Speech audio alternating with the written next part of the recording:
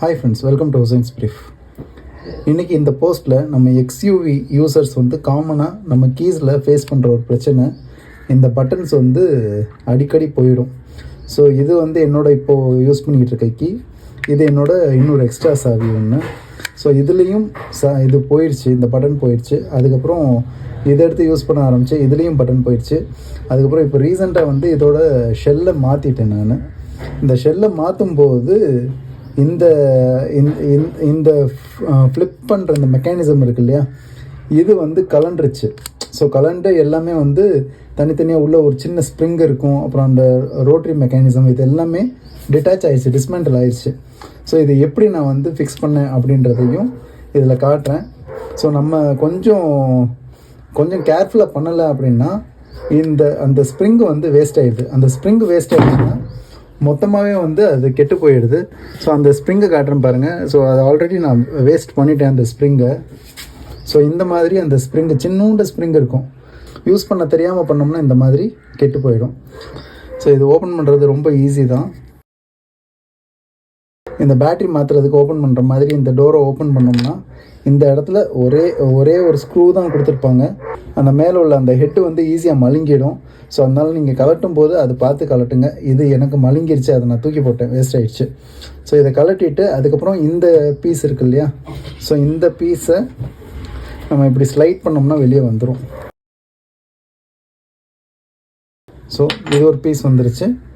அதுக்கப்புறமா minus screw driver வச்சு இந்த இடத்துல வந்து லைட்டாக நம்ம இந்த மாதிரி நம்பி விட்டோம்னா இதுவும் ஓப்பன் ஆகிடும். ஸோ இதுதான் வந்து நான் ஆன்லைனில் ஆர்டர் போட்டேன். ஸோ ஆல்ரெடி நான் ஒன்று மட்டும் ஆர்டர் போட்டேன், அதை வந்து இந்த சாவியில் யூஸ் பண்ணிட்டேன். ஓகேவா? ஸோ இப்போ வந்து அகைன் இந்த சாவிக்கு வந்து நம்ம ட்ரை பண்ணலாம் அப்படின்ட்டு அகைன் இதை ஆர்டர் போட்டிருக்கேன். ஸோ இதோட லிங்க்கும் உங்களுக்கு கீழே டிஸ்கிரிப்ஷனில் கொடுக்குறேன், அதை பாருங்கள். ஸோ இதில் என்னென்ன வருது அப்படின்னு பார்ப்போம். ஸோ இதுதான் அந்த ரோட்டரி மெக்கானிசம்மா, இந்த ஸ்க்ரூ இங்கே இந்த இடத்துல மாற்ற அந்த ஸ்க்ரூ. அதுக்கப்புறம் இதுதான் இந்த ஸ்ப்ரிங்கு. அந்த ஸ்ப்ரிங்கு தான் இப்போ நமக்கு கெட்டு போயிடுச்சு. இதை தான் நான் மாட்ட தெரியாமல் மாட்டினதுனால இந்த மாதிரி கெட்டு போயிடுச்சு. ஸோ ப்ளைனாக வந்து இவங்க ஒரு கீ கொடுத்துட்றாங்க. ஸோ இதை போய் நம்ம இங்கே கடைகளில் கொடுத்தோம்னா நம்ம கீ மாதிரியே அவங்க அதை கடைஞ்சி கொடுத்துருவாங்க. ஸோ இதுவும் கிடச்சிருது. ஸோ டோட்டலாக ஒரு ஃபுல் செட் கிடச்சிருது. அதே மாதிரி ஒரு ஸ்டிக்கரும் கிடச்சிருது, மஹேந்திரா ஸ்டிக்கர் கிடச்சிருது. ஸோ இந்த ஸ்டிக்கர் வந்து ஒரிஜினல் ஸ்டிக்கர் மாதிரி இல்லை. ஸோ ஒரிஜினல் ஸ்டிக்கர் ரொம்ப சூப்பராக இருக்குது பாருங்கள். இது வந்து ஒரு மாதிரி எம்போஸ்டாக டூப்ளிகேட்டுன்றது தெரியுது, பட் வந்து நம்ம யூஸ் பண்ணலாம்.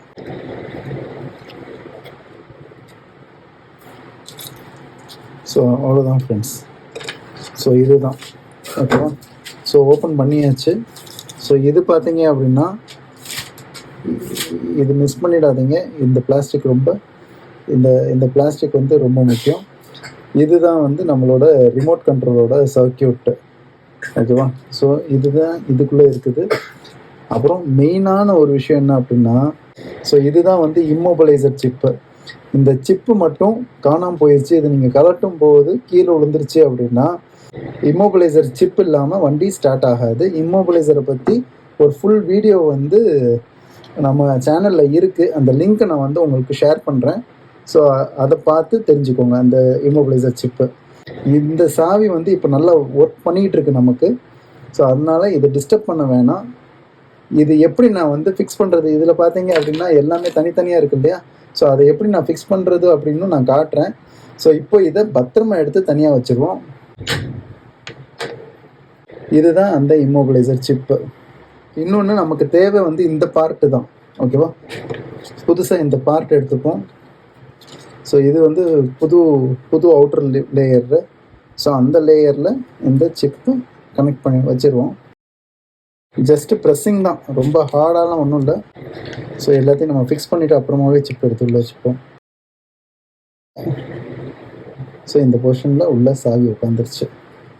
ஏன்னா பழசில் வந்து பின்னாடி அந்த மஹேந்திரா எம்பளம் இருக்கு இல்லையா, ஸோ இது ஒரிஜினலாக இருக்குது. ஸோ அதனால் நம்ம பழசையே வந்து ஃபிக்ஸ் பண்ணுவோம். இது மேலே வச்சுருங்க. அது கரெக்டாக உட்காந்துருக்குன்றத.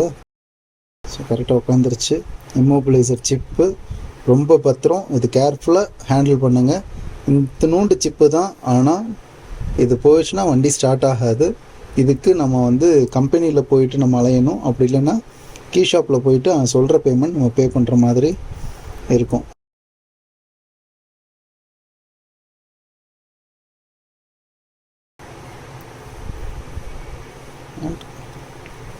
ஃபைனலாக ஸோ பர்ஃபெக்டாக மேட்ச் ஆகிடுச்சு. பட்டன் அமுக்கி பார்ப்போம். ஓகே, பட்டன் எல்லாம் அமுங்குது. ஸோ பேட்டரியவும் எடுத்து உள்ளே வச்சு பார்ப்போம். இந்த இடத்துல ஒரு சின்ன டாட்டில் லைட் எரியும். ஸோ லைட் எரியுதான்றதை பார்ப்போம். ஓகே, எரியுது. ஃபைன்.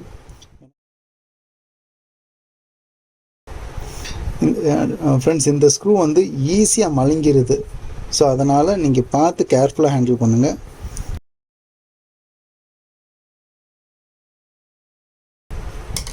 ஸோ இது நம்ம டைட் பண்ணியாச்சு. ஃபிட் அண்ட் ஃபினிஷ் கரெக்டாக இருக்குது, ஒன்றும் பிரச்சனை இல்லை.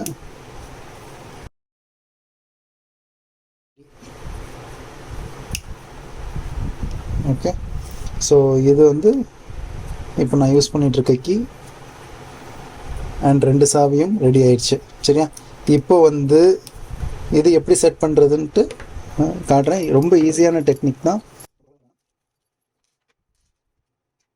இதோட லாஜிக் மட்டும் பார்த்துக்குவோம் ஃப்ரெண்ட்ஸ். லாஜிக் என்ன அப்படின்னா, ஸோ இதில் வந்து இந்த டீத் கொடுத்துருக்காங்க பாருங்கள். ஸோ இந்த டீத்து உள்ளே அந்த க்ரூவ் கொடுத்துருக்காங்க இல்லையா, ஸோ அதுக்குள்ளே உட்காந்து உள்ளே லாக் ஆகும். நான் பண்ண தப்பு என்ன அப்படின்னா, இதை அமுக்கி லாக் பண்ணேன். ஆக்சுவலாக பார்த்தோம்னா அமுக்கக்கூடாது, இதை வந்து வெளியே இழுக்கணும். ஸோ அதை கரெக்டாக அதில் அலைன் பண்ணி உள்ளே இறக்கிட்டீங்க அப்படின்னா, ஒரு வைண்ட் பண்ணிவிட்டு திருப்பி வெளியே இறக்கிட்டிங்கன்னா, வெளியே இழுத்திங்கன்னா வராது. தெரியுதா, வெளியே வந்துருச்சு. அதுவே உள்ளே போட்டு திருப்பி வெளியே இழுத்திங்கன்னா வராது. ஸோ நான் பண்ண தப்பு இந்த இடத்துல என்ன அப்படின்னா, உள்ளே தான் அமுக்கிட்டு இருந்தேன். உள்ளே போய் உட்கார மாட்டேங்குது, உள்ளே அமுக்கி ஓவர் வைண்ட் பண்ணி அதை வந்து கெடுத்துட்டேன் நான். அந்த ஸ்ப்ரிங்கை ஒரு கட்டிங் மாதிரி ஒன்று கொடுத்துருக்காங்க பாருங்கள். ஸோ இதுலேயும் இந்த ஸ்ப்ரிங்கோட எண்டு இருக்குது பார்த்தீங்களா, ஸோ அந்த ஒரு கட்டிங்குள்ளே உட்கார வச்சிடணும்.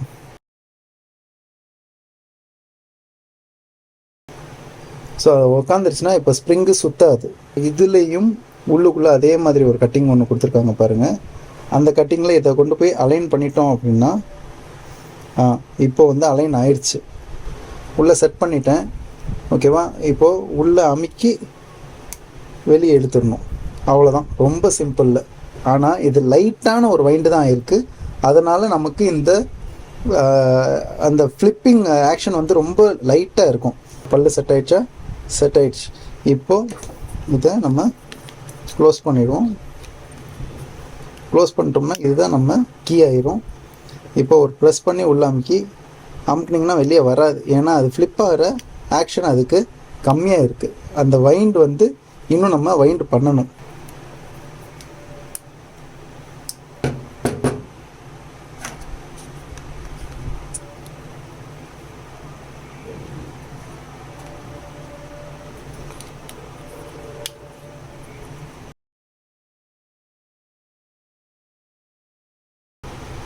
ஸோ நமக்கு எவ்வளோ டென்ஷன் வேணுமோ அந்த டென்ஷன் நம்ம செட் பண்ணிட்டோம் அப்படின்னா, ஸோ இது இந்த மாதிரி ஓப்பன் ஆகிடும்.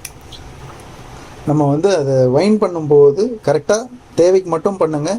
இந்த பார்த்திங்கன்னா இதுலேயே தெரியும், இதுலேயே வந்து ஃபுல்லாக ஃபோர்ஸாக நான் வச்சுருக்க மாட்டேன், ஓரளவுக்கு தான் வச்சுருப்பேன். ரீசன் என்னென்னா, ரொம்ப வைண்ட் பண்ணோம்னா அந்த மாதிரி இந்த மாதிரி வேஸ்ட் ஆக சான்சஸ் அதிகமாக இருக்குது. இந்த மாதிரி வேஸ்ட் ஆகிறதுக்கு சான்சஸ் அதிகமாக இருக்குது. ஸோ அதனால் நம்ம தேவைக்கு மட்டும் கரெக்டாக பண்ணிட்டோம் அப்படின்னா நமக்கு சூப்பராக வந்துடும். நெக்ஸ்ட் வீடியோவில் மீட் பண்ணுற வரைக்கும் take care, have a good day, by.